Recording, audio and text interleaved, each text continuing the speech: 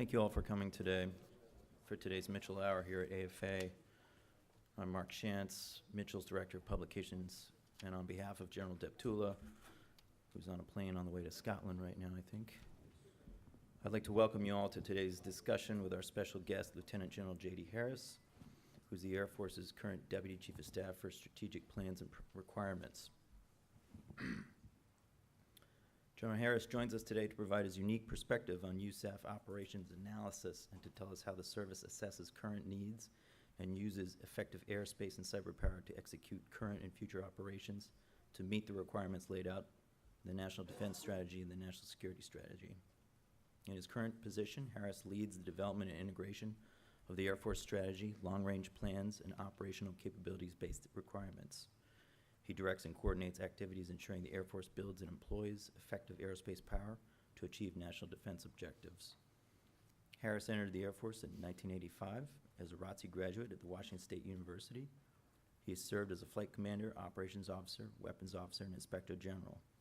He has served on the staff of 2 numbered Air Forces and 1 major command, all in operations, and also served as the Combined Air and Space Operations Center Battle Director for Operations Iraqi Freedom and Enduring Freedom. Harris has commanded at the squadron, group, and wing levels, and prior to his current assignment, Harris was the Vice Commander at Air Combat Command at Langley Air Force Base, Virginia, helping to organize, train, and equip combat-ready forces for rapid deployment and employment. General Harris is also command pilot with more than 3,100 flying hours in the F-16. Please join me in welcoming Lieutenant General J.D. Harris. Thank you. Wow, it always surprises me to hear anybody talk about what I've done in the past because I'm kind of a nobody. I went to Washington State University, was a graduate of that fine institution with a 2.7 GPA, and here I am 30 years later still serving. First off, to the Mitchell Institute, it's my pleasure to be here and talk to you today. Most of my mentors have come through and spoken at this. Many of you are present in this room. Thanks for letting me survive to get to this point. When it comes to being the Air Force programmer, planner, requirements guy, that wasn't supposed to be me. I was supposed to be the operations. As you heard, all of my prior jobs was about flying, was about command, it was about leadership in the field, and when I was on staff, it was in the 3, the operations. And when I figured out why they picked me to be the 8th the first time, it's because way back when, as a first lieutenant and a second lieutenant, I was in the scheduling shop, and then we called them programmers. And because that programmer name stuck when somebody did a database search, I ended up being the Air Force programmer. And first time to the Pentagon as a 2-star select. Turns out I don't do well in this AOR. I like to speak to small groups, normally 4 or 8, like a flight or 2 flights of airplanes. So if you'll put up with me today, I'll reference some notes to get through all of this. But thanks for having me. And when we're done, there should be some time for some Q&A. We do have a pressing appointment on the back side of this, but we'll get through what we can, and hopefully we'll understand better where the Air Force is headed in the near future based on where we've been in the past and the analysis of the last year or so. Okay, so the Air Force, we contribute to our nation's defense using primarily 5 core missions. It's air and space superiority, global strike, intelligence, surveillance, and reconnaissance, rapid global mobility, and command and control. Using those 5s, we look at this as freedom from attack and freedom to attack. Make sure that's any target, anytime. We are the global eyes and ears of our nation. Delivery on demand for the information that we need, and then it's that right information to the right person at the right time for the decisions they need to make. The Air Force contributes and integrates air and space capabilities across domains, delivering unmatched global advantages to our joint force. Your Air Force is winning today's fight. We're doing that as a part of a team. So we have land forces that are both with our country, with our coalition, along with the Air Force and the coalition that we bring out. And as you know, the 2017 year was a banner year for us. We employed a lot of munitions. We employed a lot of sorties, and were able to take a new threat that we weren't talking about 3 or 4 years ago, ISIS, and in the last year or 2 have taken away 98% of the land that they used to call their caliphate that they used to own. So we're making progress and putting ISIS back in the container they need to be in. Our intent when we finish these types of fights is that we can hand off then a governance structure with the government, the local government that we're fighting with, and the capability and capacity as we train their air forces and their combatant forces so that we can leave the area and they can still continue to have the effects that they need to have with what's left over. So it's kind of a change in what we've been doing to win these wars. That's Iraq and Syria mostly, is we're seeing the emphasis now moving into Afghanistan. You'll see some upticks from there, depending on how leadership takes us through that. In January of this year, we had the National Defense Strategy that was published, and that comes out and tells us that we need to expand our competitive space. And by that we mean it's not just a military conflict, it's using all the implements and instruments of power.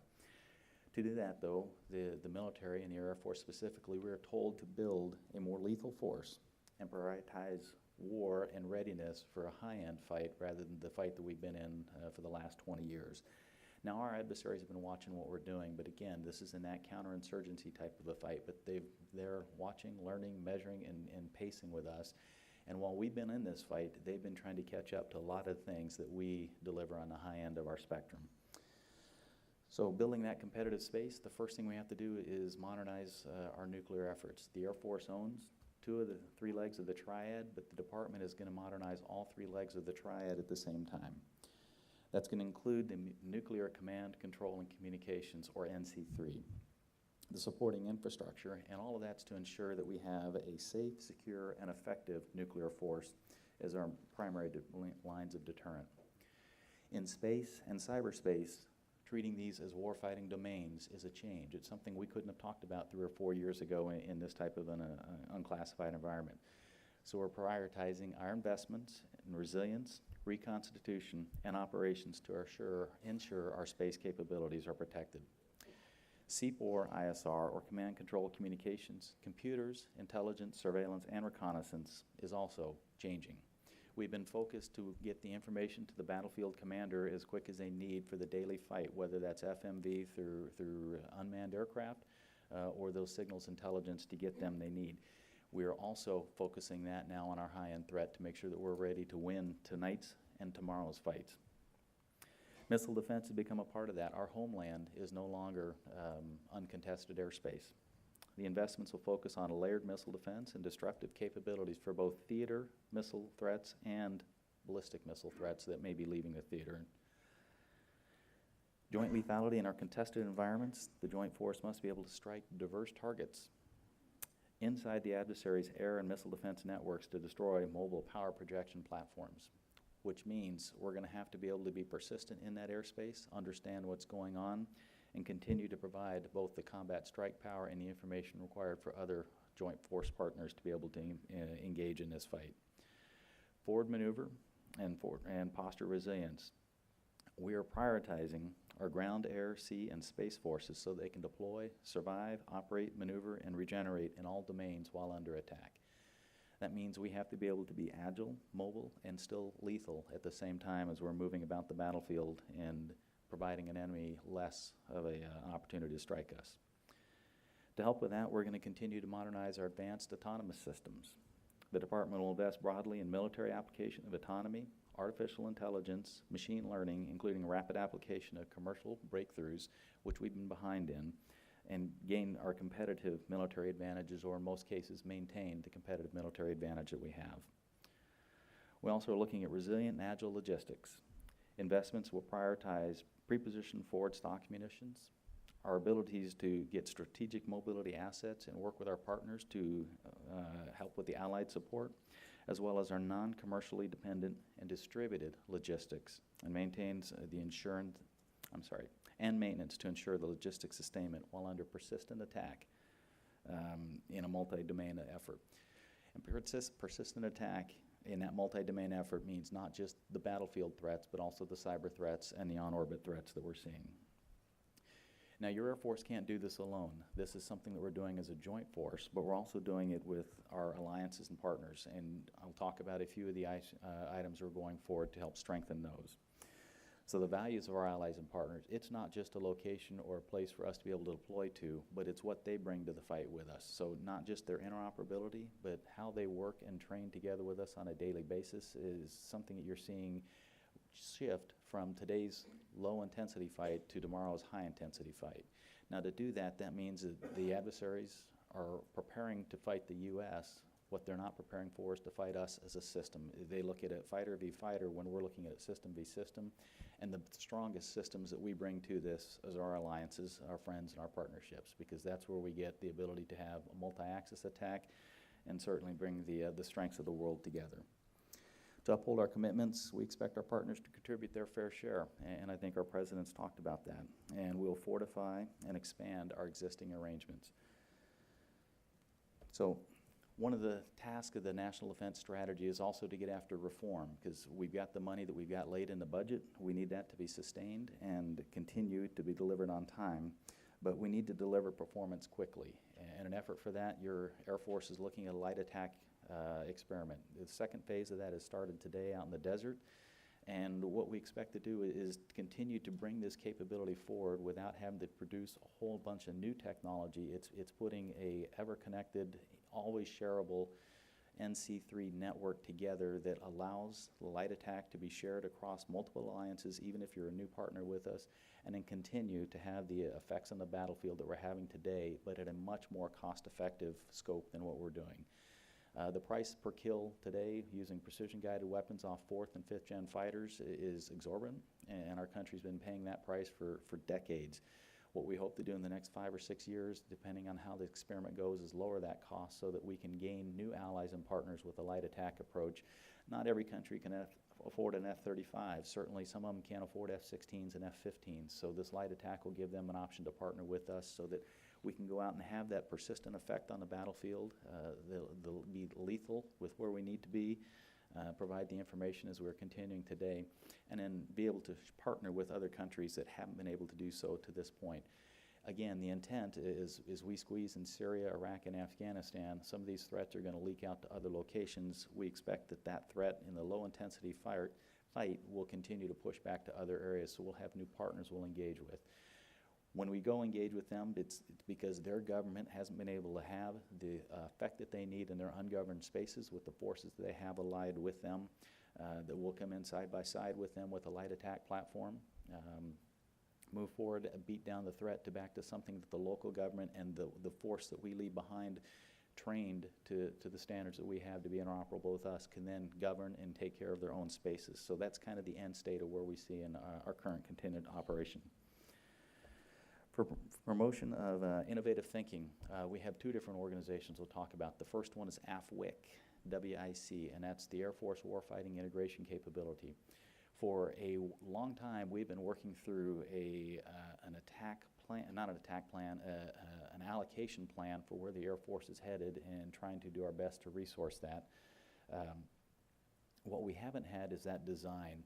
We know the Air Force we need for that moderate risk threat, but as we come forward and the funding falls short of that, we don't necessarily pick the right areas that we're actually funding in. So the intent with AFWIC is for them to help us with the design to say, if you get all of that funding, you're good. Here's the moderate risk force you need to drive towards. If you don't get that funding, we recommend that you're going to take risks in these areas here. Rather than everybody takes a 10% cut or a 2% cut, it's focus those in the right areas so that you have that warfighting capability at the edge that you need. So the Secretary and the Chief will take the recommendations that come out of the organization and say, here's the best way to apply the funds that you have to get the Air Force you need in the future. Certainly that's a capability development process that we already have ongoing in the A5, and that's where we think it'll reside when it becomes an AFWIC perspective of what they deliver for us. So that's a new organization getting after some new work to help us actually design where we expect to be in the future.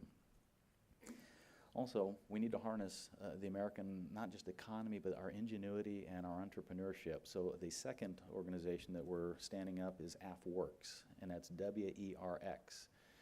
This is an organization that think of it as like a storefront. It's an opportunity outside of our bases for our American public to engage with your Air Force and to say, hey, we've got some new capabilities, some new technology. It can be as simple as a software app. It may be a piece of hardware that fits on an airplane or fits in some of the capability we have, or maybe a garage tinker who's done something in cyber or doing something else on space and have an effect that we're looking for. Right now, that's really hard for them to get through a base through a gate to get to somebody that can talk to. So we're reaching out in 3 different areas right now. It's in DC, it's in Las Vegas, and we're standing up a 3rd one in the Austin, Texas area. We've got a couple others planned. We're going to kind of freeze the picture here with AFWorks. Small organization, small funding, but we're seeing they're already paying for themselves. Some of the ideas that have come forward have given us an opportunity to cut down future costs to the tune of they paid for themselves for a couple of decades of work, even though the organization's only been working at it for probably 10 months and been what we call IOC since January of this year. So AFWorks is another one that you hear about. Again, a storefront outside of the bases where people come up, they can say, hey, I've got an idea, and if that idea has merit, we will link them or connect them to those that can move that idea forward with the right people, the decision makers in that particular area. Or it may be something that we come out and say, well, that's worth a shot. We'll give it a try. And what we're looking at typically for those in uniform, we are not good about managing risk from the perspective of allowing for failures. Failures don't normally go well when you're in a military environment. So we thought initially 50-50 is about right for AFWorks. And it turns out when we talk to those that are running big corporations and such that are out there being very innovative, they say, no, it should be about 10-90. You want about 10% of successes and 90% failures. And again, we had to step back and readdress that. The first couple items that come in for us that are succeeded already have us off skewed. We're about 50-50 now, so I guess we're supposed to fail more often than we're doing. We struggle with that, but it's better to fail early and fail at small dollars than it is to fail late with big dollars or think you have to keep throwing more money after that. So that's kind of what we're doing with that organization. And that's going to help us from a department reform as we're looking at how we acquire things. So light attack is one of those things from a reformation piece. We have a normal process that we go through to acquire an airplane, but the way it's been delivering from the inception to the requirement, to the development, to the acquisition, and then finally IOC with the upgrades that have to happen, it's 10 to 15 years for some of these major weapon systems, and that's far too long. So we've got a new acquisition team that we're working with, and my requirements element that is trying to do this. We're trying to shrink this, and you're seeing that in the light attack is one of those options we already talked about. Go out, take some experiments, look at what's available, production capability right now. If that meets the goal and closes the gap, then that's something that we can step after and acquire. So rather than going through all of these deliberate steps up front, we can step right into what we'll call a milestone B decision and get right into procurement if we had that capability. So that's part of what we're looking at when we're looking at reforming our department. It's not just acquisition, but it's also our requirement process. Our chief and secretary are very closely established with this and tracking where the team is recommending they go. Okay, your Air Force is essential to deterring the threats of the future and winning those wars in a great power competition. That means we're changing. We have been focused and all in for the wars that we're in today in the Middle East. That part is not changing. We're going to continue to win those wars, but as I talked about, we're going to look at ways to win them more effectively and more efficiently with our business.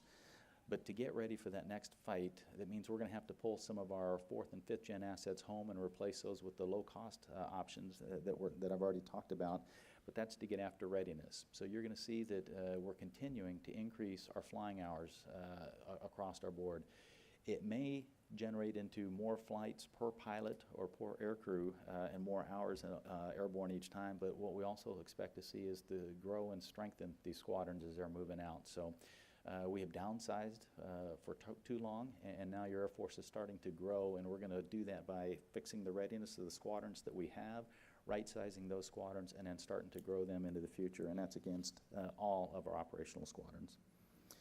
So we also have increased investments in munitions, mostly our preferred munitions, which are the ones that are being used today, but they're also the ones that needed tonight and for tomorrow's fight. So you see significant increases coming across those, along with funding our training in our simulators and our ranges. We're getting after some of those tasks that are associated with that to make sure that when our aircrew are needing the high-intensity training that we can provide that for them. That also includes key infrastructure. But first and foremost, it's about people. We have to have enough airmen in uniform and in civilian that are working for us to get the job done. And right now, in the past, the recent past, we've been about 8 to 8.5% undermanned. For every 10 positions we have in a squadron, 8 of those were manned, so about a 20% reduction, just holes that are in the squadron. That means the squadrons themselves are having to do a lot of the tasks that should be done in other ways and double up for it. And certainly when you deploy people, you're pulling from those same ranks, it makes the problem even worse. So you'll see that Secretary-in-Chief is directing our end strength growth, and they're focusing that growth to make sure that we're getting to our operational squadrons what they need. We are optimizing our manning across the active, the Guard, and reserve, so all 3 components are growing. And we did fully fund the pay increase, which is a good thing, but we're also getting after some of our family support programs. There'll probably be questions about our pilot crisis that you're hearing about, but one of the first things we found out is it's less about money, but more about once you have the airmen, it's retaining them, it's taking care of their family to make sure that they are comfortable as we put them in the tasks and missions that we put them for, that they know their family is taken care of, that their spouse is happy and the kids are doing exactly what they need to do back in the installation, whether they're deployed or at home. In our nuclear deterrence, you're going to see that we've initiated the B-52 engine replacement. We've been after that for a while. We've been talking about it, but we're actually taking that step, and we think as an investment that's going to help us reduce bills in the future. Significant tanker reduction once the B-52 are re-engined. We expect to have a higher aircraft availability, and our approach to that should be supported from the perspective of that'll be an investment that has a return on investment that is where we need it to be. We're continuing with our long-range strike option weapon, so LRSO is on track, and we're funding the Minuteman III schedule while we improve the NC3. So as I said, we're funding all 3 legs of the triad. The Air Force has 2 of those legs. We're getting after everything that we can in accordance with the NPR, or the Nuclear Posture Review, that was also just recently published. From a modernization perspective, everybody expects that the aircraft will get modernized, but there's much more to it than just the flying element. But the F-35 is funded. The KC-46 and the B-21 are moving out on their modernization, and we expect decisions soon on the TX and the UH-1N replacements, which is exactly where we need to make sure that we're covering across the spectrum the core of what our Air Force is. Okay, changes to confront the reemergence of this great power competition that we've been talking about. In space, we're watching our adversaries on a regular basis test capabilities and message us that this fight is not going to just be terrestrial based, but it's going to be up on orbit. So we've increased our space capability to defeat our primary 2 threats, and we're funding to build more resistant and more resilient GPS, our communications, our precision navigation and timing efforts, and we're getting after it in more than one way. Our space situational awareness capability is improving, and our ability to defend vital assets on orbit is also improving. Now, understand this. We are the best nation in space. There is nobody that equals what we have. We can be better, and we have to be better. Our adversaries are trying to close that gap, and that's what we're going to get after to make sure that we continue to have a decisive advantage. For multi-domain command and control, it doesn't do us any good to have information in one person's hand, but it doesn't get out to the decision maker. So we're integrating and fielding new capabilities in innovative ways to drive the decisive advantages. The changes that we're making, and there are ongoing marks with Congress and what they're asking us to do between AWACS and JSTARS and our capabilities. But we are not walking away from our GMTI mission. We just think there's a more survivable way to do that, and we're talking with our land component, primarily the Army and our Marine Corps, to let them know we will be there. We'll be providing the information you need at decision quality and the command and control, or the battle management portion of that. And they pretty much agree with us. They're comfortable with where we're headed because they recognize the places that we're fighting in the future aren't necessarily going to be uncontested where we can just orbit over the top of them. Air superiority. We're developing an integrated family of systems to establish and maintain air superiority in contested environments. So when our adversary puts up what we call a denied environment, it's not truly a block of wood that nobody can penetrate. It's more like Swiss cheese, and we're working our way to fly through it to increase the size of the holes and reduce the amount of the cheese that's there. But it's our ability to fight in it, persist in that airspace, and continue to deliver the combat effects that we need. We're going to do that with a balance of stand-in type of weapons and standoff type of weapons. So you'll see us moving into hypersonics and other areas where it's much easier to be on the offense than on the defense. So some of those weapons to provide that capability. And certainly our Secretary has us focused on science and technology, which makes sense. We're seeing our adversaries closing the gap on some of the things that we've been dominant for in the past. We can't pull the small amount of money we have in there to accelerate our modernization. What we have to do is continue to develop our future, that seed corn, so that 10 years from now, those that are standing here in my place, it probably should have been the A8 and the A58, they'll have that opportunity to have what they need in their hand, in their pocket, to go out and win their fights also. So we are seeing an increased emphasis. Some of it's a basic level research, but some of it's also on pulling that research, the things that are completed and have capability across a wide gap to get it into production and into the hands of the war fighters. And to be honest, when we develop something, we think it's going to be used when you're at a flag level. We think it's going to be used one way, but you get it to the captains and the staffs and tech sergeants that are out there in the field, and they find new and better ways to do things that just completely amazes me. So I'm glad I'm not competing with the young ones today, but we need to make sure that we get them what they need to fight in the future, and we're doing that through our science and technology. So our way ahead, with a consistent, predictable budget, it's paramount for us to be able to meet our ability with the 2018 NDS that we've been given. And that will help us get to the nation's expectations of what they're looking for from the U.S. Air Force. The FY19 budget increases enabled the Air Force to begin addressing its pressing shortfalls and its competition with both China and Russia as the NDS lies out. On-time budgets, and we expect that's going to happen in 19 with the agreements that we're seeing. Those will help us continue the investments for the Air Force of the future. It's a total force, Air Force. It's both the active, the Guard, or I should say all three, and Reserve, and that's both in uniform and civilian. We do have our modernization across our combatant fleet, but also our nuclear deterrence. And then space is a warfighting domain. So that is pretty much what we're headed for. When we look at modernization, it's the fully networked NC3. It's space on offense and defense. It's cyberspace on offense and defense. The nuclear we've talked about, hypersonics, both offense and defense, and then directed energy is coming to fruition. Machine learning, AI, and quantum science and microelectronics. Now, your U.S. Air Force, even with a much bigger budget, couldn't do all of those things. So we're sharing this across our joint force, and we're sharing it with our allies and partners, and we're sharing it with industry. We find that a lot of these capabilities, a lot of these advancements are coming to us from outside normal channels. So AFWorks is helping us get at some of these and harnessing those, as will AFWIC of the future as they step up and start producing to get what the Chief and the Secretary need for decision quality information. As I said, what industry brings to the table is still leading across this world, and as long as we can harness that with our allies, partners, and friends, that we stick together, we won't be defeated. So we have the advantage, we have the lead that we need now, but we need to continue to invest in that to make sure we have the lead in the future. So that's actually the end of my closed comments, or my prepared comments. What I'll do is move it over to questions and answers at this time. So, yes, ma'am. Hey, I'm Jillian Rich with Investors Business Daily, and you kind of mentioned this earlier in your talk. Russia said it learned about U.S. combat tactics from operations in Syria. So what has the U.S. learned about Russia from operations there? And now that we're focused on this great power competition. And I also had a question. You said the TX contract would be decided soon. What's soon? I guess if you can give me a time frame. Thanks.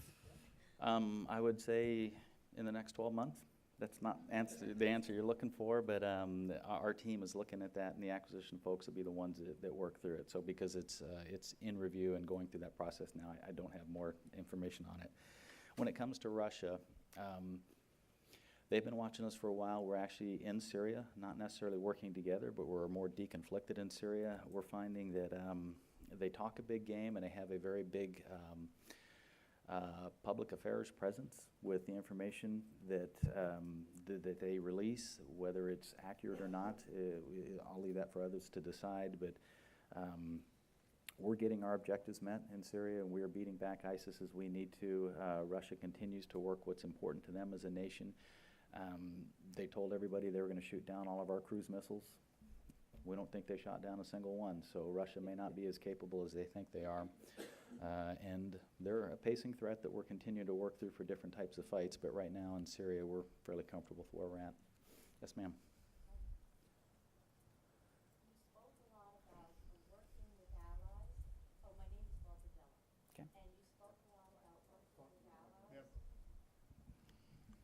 you spoke a lot about working with traditional allies and sharing missions with them.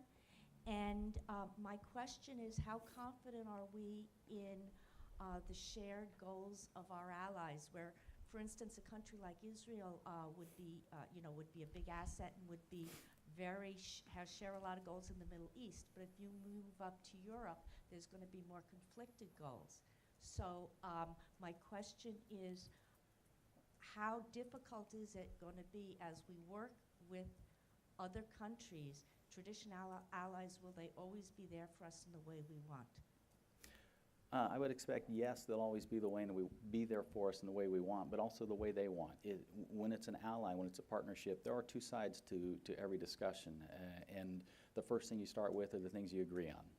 And the more we work forward with that, the easier it is to work together. But we see strong allies that we've had for pretty much the history of our country, the last several hundred years, that are still strong with us. We have some new allies for the last 50 and 60 years. And then with some of the approaches we're taking, we hope to build even additional allies in the next 5 to 10 years in front of us. So we'll continue to work with them. And I think with our forward presence, both USAFE in Europe and PACAP in the Pacific, that's our key lead for who does those types of engagements and roles. And they meet on a daily and a weekly basis. So us in the Pentagon, I won't say we're isolated from it. We have our teammates that are here working with us in the building. I've got international partners on my staff. We actually have a fairly robust engagement, so I'm comfortable with where we're headed. Sir.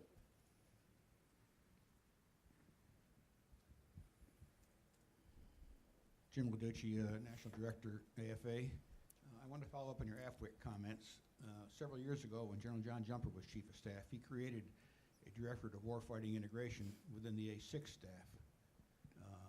I've been following that organization for as long as it existed. It was partly my impression that they weren't as successful as they could have been because of lack of some authorizations. That I don't know if that's true or not. That was my perception. I'm assuming that General Crozier has the authorizations he needs to make this happen, and that some of the capabilities that his team will recommend may require modifications or enhancements to current weapon systems. Will you have the authority to push those? So those that don't know, Major General Crozier is my deputy right now that's in charge of AFWIC. The Secretary and the Chief are the final decision-making authority, but I do expect that as the 5.8 and as the A5 AFWIC lead, General Crozier does have the authority that he needs to go out and get the changes that he's going to recommend across our Air Force. Some of that will be in-house, resident with what AFWIC does. Some of it will be continuing to engage with our MAJCOM commanders that are out in the field, along with working with our Secretary and our Chief leadership. So it's a little different focus this time. So, sir. Yes, so David Isby, Air International. Recently in Tampa, General Thomas said one of his AC-130s was disabled in flight over Syria by an electronic attack. How vulnerable is the current force to electronic attack, and where are investments being made against this threat in the future? That's a great question.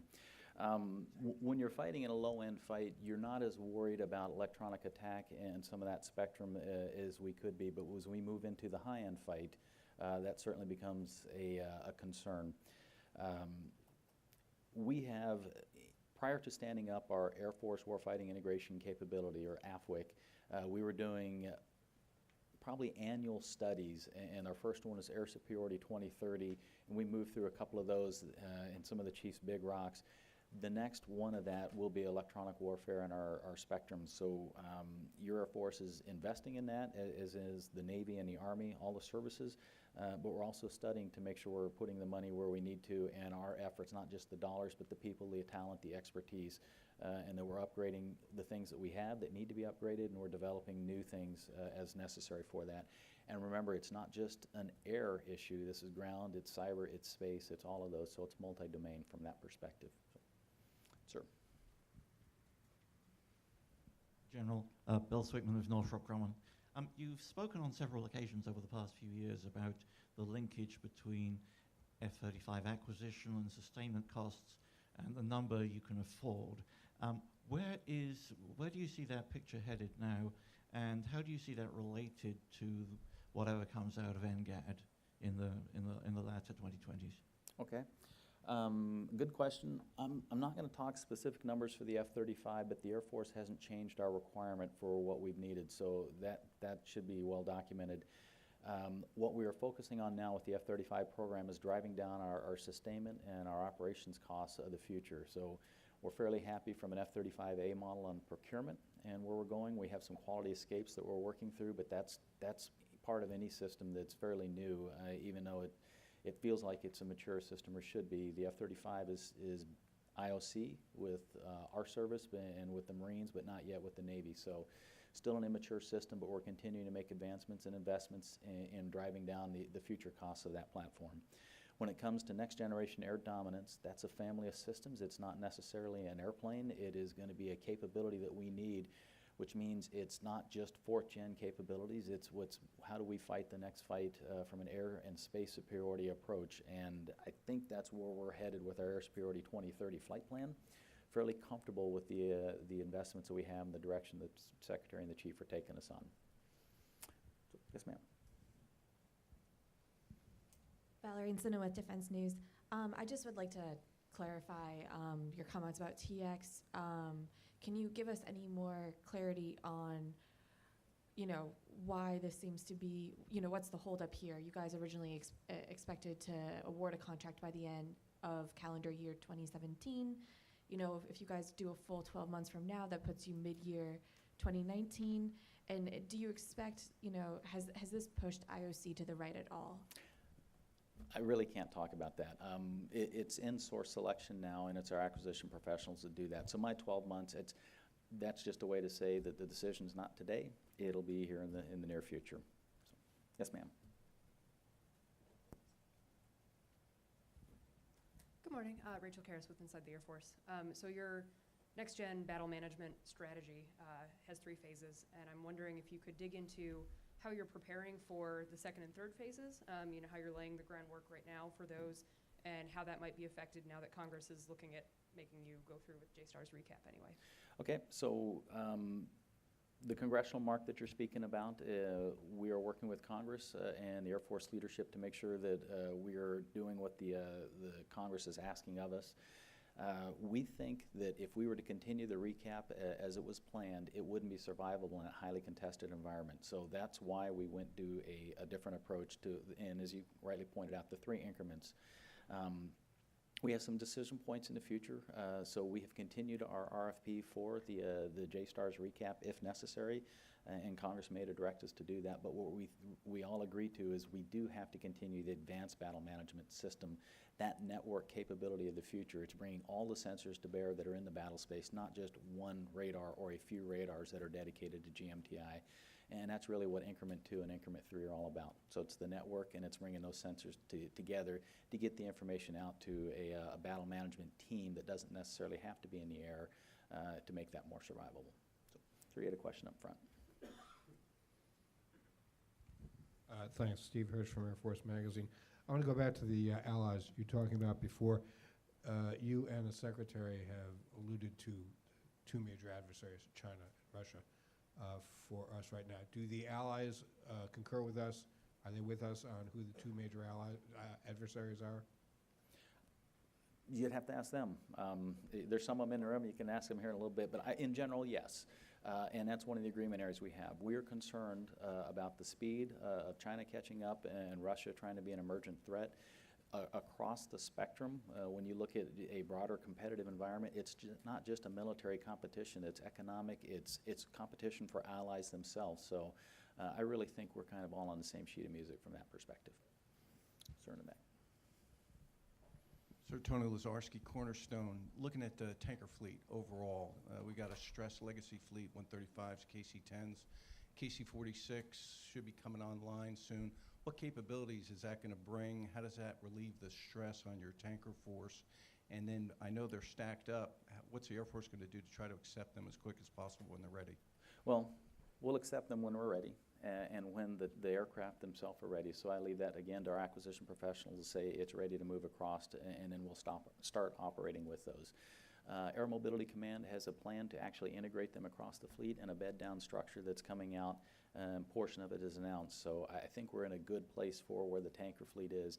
It's too small But like most of the Air Force, we don't have enough bombers, enough fighters, we don't have enough operators in the cyber or in the space environment. So that's one of those areas that we'd like to grow if we're given that capability, and we'll see where we go in the future. But the KC-46 should bring us a more, I don't want to say this, available type of an aircraft that can actually get the fuel and the booms and the baskets that we need airborne downrange with the amount of fuel that we need, and that's the step in the right direction for that. So, sir, up front. Hi, General Mark Sellinger, Defense Daily. On the light attack experiment, how long is it going to take to conduct and evaluate that experiment? When will you know whether you can go into a procurement? And also on the A-10, is the Air Force reevaluating its procurement rate for the new wings in light of the Congress not being happy with low rate production? Let me start with the A-10 question. We have money funded for somewhere between 8 and 12 wings, and we're looking at what we can do to accelerate those, yes, to make sure that we are minimizing the aircraft that are grounded for those wings. When it comes to light attack, it's an experiment, and for exactly that reason, we don't have a whole lot of fidelity on when it'll end. We know the information pieces that we need to get after. The first phase of the experiment, we gathered a lot of great information. We recognize there's some other areas to include logistics and sustainment that we needed to get after, and that's what this experiment's focused on. Once we have the information, then we can make a decision, is it something we need to procure or not? So we haven't made that yet until it's complete. There's another question right over here. Hi, I'm Pat Host with Janes. What's on the schedule this week for the light attack experiment? The fact that it started today, we're bringing the team together in the desert to look at primarily logistics, but also some of the weapons integration capability. So that's what we're expecting to get at in the early phases of this, is bringing the team up to speed, capability and currency of the aircrew and the maintenance that are operating those. Thanks. Can you give us some more detail on these weapons and logistics that you're focusing on? The weapons are just integrating precision weapons that are associated with a light attack platform, and some of those would be preferred munitions. From the logistics, we're trying to determine what does it take to operate this downrange in the field and make sure that we have a good understanding of how can we operate light attack to be an effective combat platform. So that's the logistics side that we're looking at. So right over here.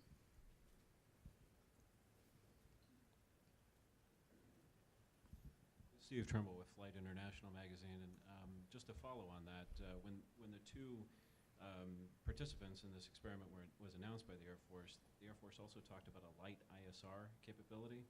Can you talk about the timeline for looking into that, and if there will be experiments, and what kind of requirements are you looking at for that? Unsure of the requirements. That's why we're starting with it from an experiment perspective. Light ISR seems to work hand in hand with a light combat or a light attack type of a combat aircraft. So I don't know if it'll be a separate platform or just an extension of the current capabilities on the platforms we're looking at from the competitors. But again, we're doing our best to minimize new development and just take existing things on the shelf so we can speed the acquisition to get this into the fight sooner. Had a question in the back. Sir, Jeremiah Gertler, Congressional Research Service. With regard to training range infrastructure, can you talk about the split in that improvement between new capabilities to test 5th gen versus making more robust the training environment for 4th gen, and have those plans changed as a consequence of the 18 funding and the 19 POM? Sir, they've changed less based on the funding, but more on our warfighting requirements. When the National Defense Strategy tells us you need to focus on that high-end threat to be able to go out and combat and win against our peer adversaries, that's how we're taking that into our readiness piece. To say I need to make it more robust for 4th gen or more realistic for 5th gen, we don't really make that because the adversary doesn't. They don't say, hey, we don't have to turn on these systems, it's only 4th gen coming at us. We're going to train against an adversary that doesn't care what we're bringing to the fight. They just want to try and beat us. So our 4th gen is going to have to try and survive what we're finding out. They're not doing that well in it, which is why we're putting our emphasis from an airman's perspective on the 5th gen and what's next. Thank you. Ma'am, right up front. JD, over here. First Yes, of all, thanks for your leadership and thanks for being here this morning. Given that everybody in the room here is an Air Force Association member, or should be, what can AFA and the Mitchell Institute do to help you, help our airmen, help our Air Force? Thanks, sir. Great question. We, as airmen, don't seem to be as prolific when it comes to publication as other services. We have some great caucuses in Congress that none are more powerful than the Shipbuilding Caucus. If we had a similar approach with it from an airman's perspective, let's take JSTARS, for example. The Navy wouldn't come in and say, don't give me a new ship. We're saying, don't give me a new airplane. We think we can get after a better way. They would just accept one while they're still trying to go after the other. But our airmen focus, we're on a limited budget. We have a lot less than what the other services have, so we're trying to focus that better. This team helping us tell that story to make sure that we're not putting airmen in harm's way when they don't need to be there, and we'll still be over the top of our soldiers and sailors and Marines that are on the ground or on the sea. We're going to be out there in front of them in most cases. So helping us tell that story, that's exactly what we need from AFA, and that's one of the reasons why I accepted this today. Thank you, sir. Yes, ma'am. Thank you. Sandra Irwin with Space News. You spoke about the threat to satellites, GPS. You mentioned GPS, situational awareness. Would you say that Russia currently poses a threat today, meaning that they're jamming GPS today, or is this more of a long-term threat? How would you characterize it? Today. We provide GPS free as a service to the world, and that's your U.S. Air Force doing that. It's been so prevalent that a lot of your airline companies have switched to that being their predominant way of navigation, and it's changing the way we do business, or has changed the way we do business. For that to come under threat, it's not just a military concern, it's across the entire aviation world. And it's a threat today. We're seeing a demonstrated capability in current conflicts. We know it'll be a bigger capability or concern in future conflicts. Sir? Nope. Again, thanks for your presentation, Judy. Sir. To piggyback a little bit on your answer to Orville there with regard to the budget, most of what you talk about when it starts, at what point or where does the Air Force prioritize modernization? The example I would use would be with the TF-33 vice new engines and simply modernizing the TF-33, or potentially ejection seats or this, that, and the other in the B-52 in terms of modernizing those. Well, it's a balance. Sir, thank you for that question. When we look at modernization, it has to give us a capability or close on a gap to get us something in the future that we're doing, or we wouldn't do that modernization, but it also has to be cost effective. We have to see a return. So an example, you use new engines for the B-52s. If that makes it 20, 30, or 40% more fuel efficient in the future, then we're going to recoup that money over time with the less gas we have to pass, whether in the air or on the ground or further range, extended range of those platforms. We see that across our combat fleet, that we can't modernize everything and still bring in all these new acquisition platforms. So we are still trying to balance and make sure that we understand what do we need to defend the homeland while we're taking our nation's fights where Congress puts us, and we come back and prioritize it that way. If it's very expensive and it doesn't make it capable in that contested environment, then it's a modernization we should forego if you listen to the National Defense Strategy. Thanks, sir. Question right up front. There's considerable angst in community. I'll carry this one. Considerable angst in communities over maintaining missions in their communities as we recap airplanes. The last two decisions on F-35 bed down at 2 guard units are recapping oldest F-16s. Recently, there was in the news the decision as to where the B-21 regular would go, and that's to replace at B-1 bases, replace B-21. Is there a iron flow that says we're going to recap our oldest F-16s before we do A-10s? Is that iron flow plan something that one day will be released so that communities can at least plan around where they will be 5, 10 years from now?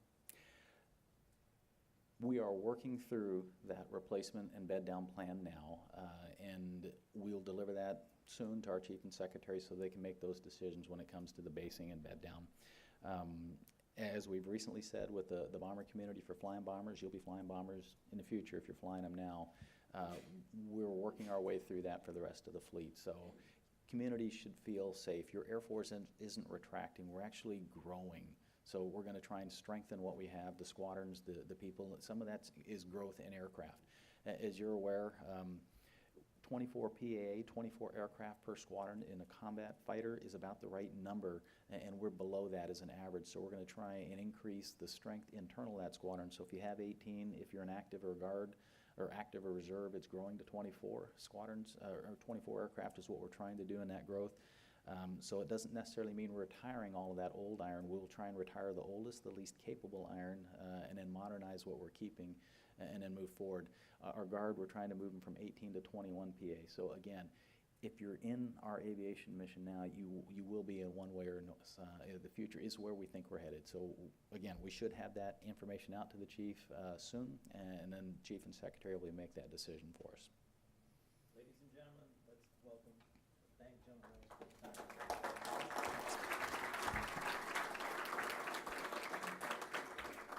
He has to run off and go back to the Pentagon, but before he does, we'd like to give you this copy of Air Commanders by John Olson on behalf of General Tula.